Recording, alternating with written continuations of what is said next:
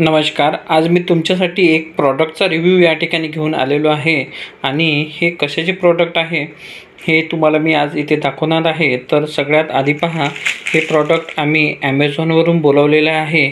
तर तुम्हाला ॲमेझॉनची या ठिकाणी पॅकिंग असलेला बॉक्स या ठिकाणी एक दिसत आहे.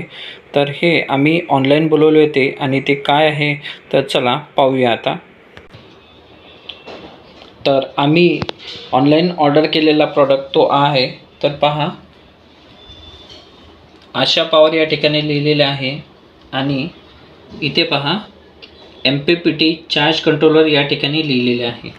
तर हे एक सोलर चार्ज कंट्रोलर आहे.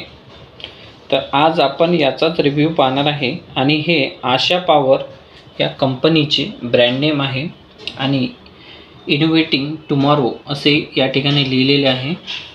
तर आधी बॉक्स पाहूया की बॉक्स हा अशा पद्धतीने दिसायला आहे आणि हे कंपनीकडून अशा पॅकिंगमध्ये आपल्याला ॲमेझॉनकडून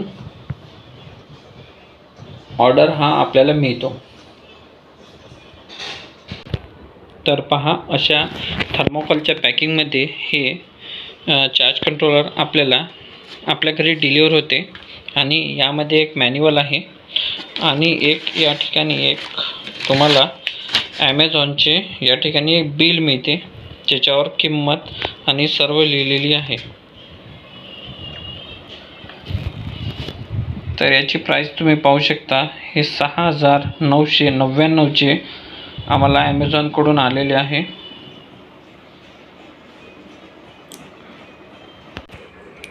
तर बॉक्समध्ये आपल्याला एक चार्ज कंट्रोलर, त्याचे बिल आणि या ठिकाणी एक प्लेट पाहायला मिळते आणि सोबत एक मॅन्युअल.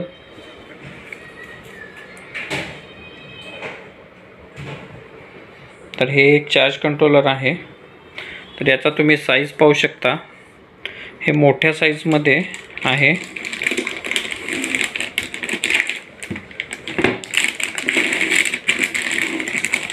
आपण याचा आता पॉलिथिन रिमूव्ह करूया म्हणजे तुम्हाला चांगल्या पद्धतीने हे पाहायला मिळेल. तर पॉलिथिन रिमूव्ह केल्यानंतर पहा, अशा पद्धतीने हे चार्ज कंट्रोलर तुम्हाला या ठिकाणी पाहायला मिळत आहे. हे याचे इनपुट टर्मिनल आहे आणि हा याचा डिस्प्ले आहे.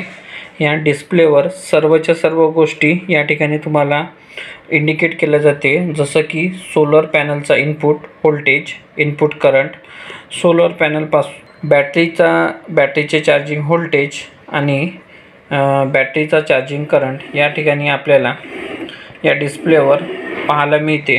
त्याच्यानंतर ग्रीडची पोझिशन या ठिकाणी पण पाहायला मिळते. तर पहा, हा एक डिस्प्ले आहे आणि इथे वरती इंडिकेटर दिलेले आहे. Load on solar, solar preference आणि सोलर चार्जिंग ऑन असे या ठिकाणी लिहिलेलं आहे. त्यानंतर solar MPPT charge controller multi voltage range. तर पहा, मल्टी व्होल्टेज रेंज म्हणजे हे वेगवेगळ्या व्होल्टेजवर चालण्यास कॅपेबल आहे आणि आशा पॉवरकडून, आशा पॉवर हा ब्रँड आहे आणि इथे ऑटो बायपास आणि इतर, त्यानंतर फोर्स शिफ्टिंग आणि एंटर अशा वेगवेगळ्या स्विचेस दिलेल्या आहे. तर आता पहा, सोलर चार्ज कंट्रोलर हे आपण कशासाठी वापरतो. तर जर आपल्याला सोलरपासून बॅटरी जर चार्ज करायची असेल तर आपल्याला सोलर चार्ज कंट्रोलर लावावे लागते, नाहीतर बॅटरी ओव्हर चार्जमुळे खराब होण्याची भीती आपल्याला असते. आणि चार्ज कंट्रोलर म्हणजे जसा आपण गाडी चालवतो आणि जर समोरून कोणी आलं तर आपण ब्रेक मारतो, तसंच हे चार्ज कंट्रोलर पण सेमच काम करते. पण जेव्हा बॅटरी ही चार्ज व्हायची असते तेव्हा तिला चार्ज करते आणि चार्ज झाल्यानंतर तिची चार्जिंग चालू ठेवायची की बंद करायची हे चार्ज कंट्रोलर ठरवते आणि त्यामुळे आपल्या बॅटरीचे हे प्रोटेक्शन होते. तर चार्ज कंट्रोलर लावणे अत्यंत गरजेचे आहे. तर मार्केटमध्ये 2 पद्धतीचे चार्ज कंट्रोलर अवेलेबल आहे. एक म्हणजे PWM charge controller, pulse with modulation, आणि दुसरं म्हणजे MPPT चार्ज कंट्रोलर. तर दोघांमध्ये जास्त काय फरक आहे तर दोघांमध्ये हा फरक आहे की पल्स विड्थ मॉड्युलेशन म्हणजे PWM चार्ज कंट्रोलर जे किमतीला अत्यंत स्वस्त असते, त्याची सोलरपासून मिळणारी इफिशियन्सी ही 70% एवढी असते. तर MPPT म्हणजे maximum power point tracking system असे आपण MPPTचा लॉंग फॉर्म होतो आणि त्याला आपण त्याच्यापासून जवळपास 90 to 95% आपल्याला इफिशियन्सी सोलर पॅनलपासून MPPT चार्ज कंट्रोलरमुळे मिळते. तर दोघांमध्ये हा एक फरक आहे की पल्स विड्थ मॉड्युलेशन म्हणजे PWM चार्ज कंट्रोलरपासून 70% एवढाच आपल्याला पॉवर मिळतो, तर MPPT चार्ज कंट्रोलरकडून 90 ते 95% इफिशियन्सी आपल्याला चार्जिंग करताना सोलरपासून मिळते. तर हाच एक बेनिफिट MPPT आणि PWMमध्ये हाच एक मोठा फरक आहे. तर जसा फरक इफिशियन्सीमध्ये आहे तसा याच्या किमतीमध्ये पण भरपूर फरक आहे. तर हे चार्ज कंट्रोलर किमतीला थोडे जास्त असते, पण बॅटरीचं लाईफ याच्यामुळे इम्प्रूव्ह होते आणि बॅटरी ही चांगल्या तऱ्हेने चार्ज होते. तर पहा इथे सोलर चार्ज कंट्रोलरचे काही सेटिंगचं मॅन्युअल या ठिकाणी दिलेलं आहे आणि सोलर चार्ज कंट्रोल हे अशा पद्धतीने पाहायला मिळते. तसेच या सोलर चार्ज कंट्रोलरला एक कूलिंग फॅन पण देण्यात आलेला आहे. तर हा कूलिंग फॅन जेव्हा सोलर चार्ज कंट्रोलर चार्जिंग करताना जेव्हा हीट होते तेव्हा हा फॅन ऑटोमॅटिकली ऑन ऑफ होतो आणि सर्किटला इंटरनली कूल ठेवतो. तर मित्र हो, आज मी तुम्हाला या ठिकाणी एक गोष्ट सांगणार आहे की जर तुम्हाला 12 व्होल्टची बॅटरी चार्ज करायची असेल किंवा 24 व्होल्टची बॅटरी चार्ज करायची असेल, तर त्यासाठी जर 12 व्होल्टची बॅटरी तुम्हाला चार्ज करायची असेल तर 12 व्होल्टचं सोलर पॅनलची आवश्यकता असते आणि 24 व्होल्टची बॅटरी जर चार्ज करायची असेल, 24 व्होल्ट म्हणजे 12 व्होल्टच्या 2 सिरीजमध्ये लावलेल्या बॅटरी असते आणि त्याला आपण 24 व्होल्ट असे म्हणतो. तर ती जर चार्ज करायची असेल तर आपल्याला 24 व्होल्टच्या पॅनलची आवश्यकता असते. तर पहा आता काय झालेलं आहे की जेव्हापासून मार्केटमध्ये ऑन ग्रीड सोलर सिस्टम आलेला आहे तेव्हापासून मार्केटमध्ये जवळपास जे पॅनलची VOC म्हणजे व्होल्टेज रेंज जे आहे ते खूप जास्त वाढवण्यात आलेले आहे की ज्यामुळे आपल्या टेरिसवर त्याची संख्या कशी कमी करता येईल आणि कमीत कमी जागेत जास्तीत जास्त सेटअप कसं वाढवता येईल यासाठी सोलर पॅनलची VOC म्हणजे आउटपुट त्याचा व्होल्टेज हे वाढवण्यात आलेलं आहे. पण यामुळे काय झालं की मार्केटमध्ये आता फक्त 24 व्होल्ट 36 व्होल्टचे सोलर पॅनल या ठिकाणी अवेलेबल आहे. जर तुम्हाला तुमच्या घरी एक 150 एम्पियरची बॅटरी जर चार्ज करायची असेल किंवा 100 एम्पियरची करायची असेल किंवा 50 एम्पियरची करायची असेल आणि त्यासाठी लागणारे 12 व्होल्टचे सोलर पॅनल जर तुम्हाला लागणार असेल तर आत्ता त्याचा मार्केटमध्ये तुटवडा किंवा मार्केटमध्ये ते आता नाहीसे झालेले आहे. तर अशामध्ये हा प्रॉब्लेम येतो की आता 12 व्होल्टची बॅटरी ही 24 व्होल्टच्या पॅनलनी कशी चार्ज करायची किंवा 36 व्होल्टच्या पॅनलनी 12 व्होल्टची बॅटरी कशी चार्ज करायची. तर पहा, जर आपण सोलरचं व्होल्टेज म्हणजे 24 व्होल्टेज किंवा 36 व्होल्टेज जर सरळ बॅटरीच्या चार्जिंग टर्मिनलला दिलं तर त्यामुळे आपली बॅटरी ही खराब होण्याची पूर्ण 100% चान्सेस आहे आणि आपण मुळामध्ये 12 व्होल्टच्या बॅटरीला 24 व्होल्ट किंवा 36 व्होल्टच्या पॅनलनी आपण चार्जच करू शकत नाही. कारण सोलर व्होल्टेज हे 12 व्होल्टचं जर सोलर पॅनल असेल तर त्याचे आउटपुट व्होल्टेज हे 20 व्होल्ट असते आणि 24 व्होल्टचे जर सोलर पॅनल असेल तर त्याचे नो लोड व्होल्टेज हे जवळपास 40 व्होल्टेज असते आणि 36 व्होल्टचं जर पॅनल असेल तर त्याचे व्होल्टेज जवळपास 60 व्होल्टपर्यंत असते. तर अशा पद्धतीने तुम्ही अशा केसमध्ये तुम्ही 12 व्होल्टच्या सोलर पॅनलनी बिलकुल तुमची बॅटरी चार्ज करू शकत नाही। तर मग यासाठी एक पर्याय म्हणजे अशा पद्धतीचे आता मार्केटमध्ये सोलर चार्ज कंट्रोलर अवेलेबल झाले। तर अशा सोलर पॅनलची VOC रेंज ही खूप जास्त आहे। VOC म्हणजे इनपुट व्होल्टेज रेंज। तर पहा या ठिकाणी तुम्हाला एक टेक्निकल स्पेसिफिकेशन लिहिलेलं आहे। तर हे मॉडेल आहे, आशा पॉवरचा हा ब्रँड आहे आणि याचे मॉडेल आहे नोवो 50। त्यानंतर या ठिकाणी बॅटरी तुम्हाला बॅटरी बँक पाहायला मिळत आहे, तर 12 व्होल्ट 24 व्होल्ट।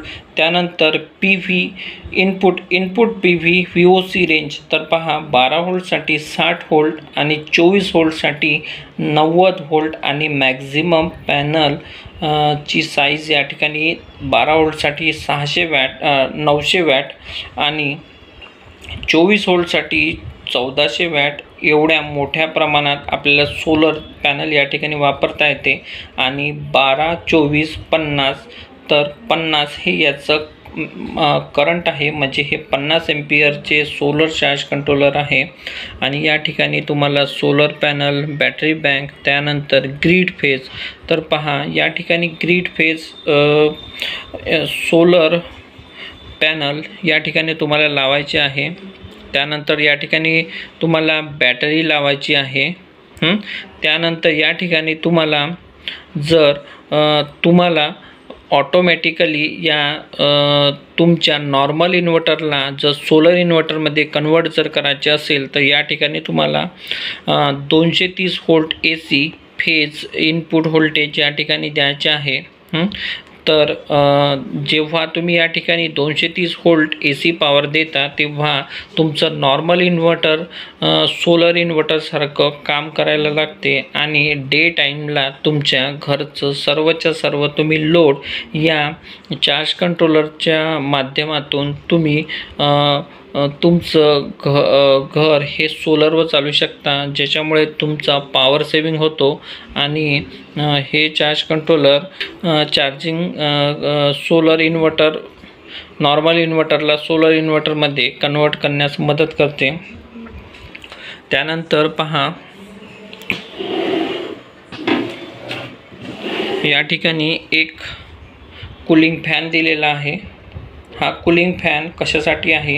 हे एक MPPT चार्ज कंट्रोलर आहे आणि MPPT चार्ज कंट्रोलर हे जेव्हा चार्जिंग करते, म्हणजेच समजून चला की जर तुमच्याकडे 24 व्होल्टचं पॅनल आहे आणि त्याचे आउटपुट करंट हा 9 एम्पियर आहे, तर हे MPPT चार्ज कंट्रोलर काय करते की तुमच्या बॅटरीला जवळपास, म्हणजे सोलरपासून मिळणारा चार्जिंग करंट हा 9 एम्पियर आहे, तर हे चार्ज कंट्रोलर तुमच्या बॅटरीला 2 पट किंवा 3 पटीने तुमच्या बॅटरीला चार्ज करते। म्हणजे जवळपास 18 एम्पियर किंवा 25 एम्पियर एवढ्या मोठ्या प्रमाणामध्ये तुमच्या बॅटरीला करंट प्रोव्हाइड करते आणि तुमची बॅटरी या ठिकाणी चार्ज होणे सुरू होते।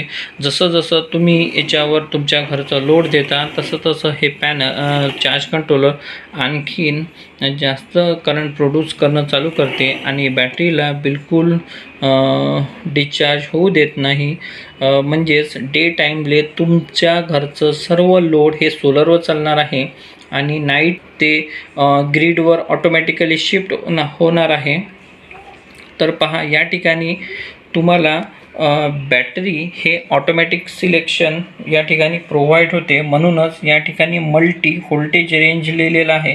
म्हणजे जसं तुम्ही 12 व्होल्टची बॅटरी या ठिकाणी जोडली की हे चार्ज कंट्रोलर ऑटोमॅटिक बॅटरी 12 व्होल्टची आहे की 24 व्होल्टची आहे हे ऑटोमॅटिकली डिटेक्ट करते आणि आपल्या बॅटरीला जर बॅटरी 12 व्होल्टची असेल तर बॅटरी 12 व्होल्टनी चार्ज करते आणि 24 व्होल्टची असेल तर 24 व्होल्टनी चार्ज करणं सुरू करते। तर या ठिकाणी ब्रँडची वॉरंटी हे या चार्ज कंट्रोलरची 2 वर्षाची तुम्हाला पाहायला मिळत आहे। तर ह्या 2 वर्षाची वॉरंटी या प्रॉडक्टसोबत येते आणि हे टेस्टेड आणि चेक असं प्रॉडक्ट आहे आणि आशा पॉवर हा ब्रँड आहे।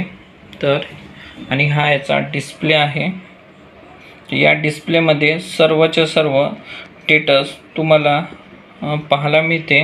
आणि आता आपण आपल्या घरचा नॉर्मल इन्व्हर्टरची बॅटरी 12 व्होल्टची बॅटरी हे आपण 24 किंवा 36 म्हणजे मार्केटमध्ये जे कुठलंही पॅनल अवेलेबल असेल त्या पॅनलच्या माध्यमातून तुम्ही या चार्ज कंट्रोलरच्या साहाय्याने तुमची बॅटरी आता तुम्ही चार्ज करू शकणार आहे। हाच या ठिकाणी बेनिफिट आहे। जर तुम्ही नाही तर 12 व्होल्टच्या बॅटरीला 24 व्होल्टच्या पॅनलने किंवा 36 व्होल्टच्या पॅनलने चार्ज करणे हे पॉसिबल नाही आहे। तर या ठिकाणी हा एक आपल्याला बेनिफिट या चार्ज कंट्रोलरपासून पाहायला मिळतो आणि MPPT असल्यामुळे याची इफिशियन्सी सोलरची जवळपास 95 to 100% आपण या ठिकाणी आपल्याला पाहायला मिळते। आणि जेव्हा आम्ही याचं इन्स्टॉलेशन करू त्यानंतर पुन्हा एकदा तुम्हाला कंप्लीट इन्स्टॉलेशनचा व्हिडिओ आम्ही या ठिकाणी तुम्हाला दाखवणार आहे। त्यानंतर ही जी प्लेट आहे ही प्लेट हँगिंग करण्यासाठी इथे वापरायची आहे आणि हे एक मॅन्युअल आहे। या मॅन्युअलमध्ये सर्व गाईडलाईन्स या ठिकाणी लिहिलेली आहे की आपण चार्ज कंट्रोलर कसे वापरायचे। त्यानंतर या ठिकाणी तुम्हाला ऑपरेशन गाईडलाईन आणि डिस्प्ले बटन हे कसे ऑपरेट करायचे हे या ठिकाणी दाखवलेले आहे। तर पर्पज, ॲक्शन आणि डिस्प्ले फंक्शन असं या ठिकाणी लिहिलेलं आहे आणि प्रत्येक बटन ही कशासाठी आहे आणि काय तुम्ही ऑन ऑफ जसा तुम्हाला डिस्प्ले ऑन किंवा ऑफ करायचा असेल तर तुम्ही या ठिकाणी ऑन ऑफ करू शकता। जर तुम्हाला ऑटो बायपास म्हणजे तुमचं इन्व्हर्टर हे फक्त तुम्हाला बॅटरी चार्ज करायची असेल आणि ते ऑन ग्रिड सारखं वापरायचं नसेल तर तुम्ही हे या ठिकाणी ऑफ करू शकता। त्यानंतर बरेच या ठिकाणी सिलेक्शन बटन तुम्हाला पाहायला मिळते आणि एक खूप चांगल्या पद्धतीचा एक चार्ज कंट्रोलर आहे। तर मागच्या साईडने हे चार्ज कंट्रोलर अशा पद्धतीचं आपल्याला दिसते।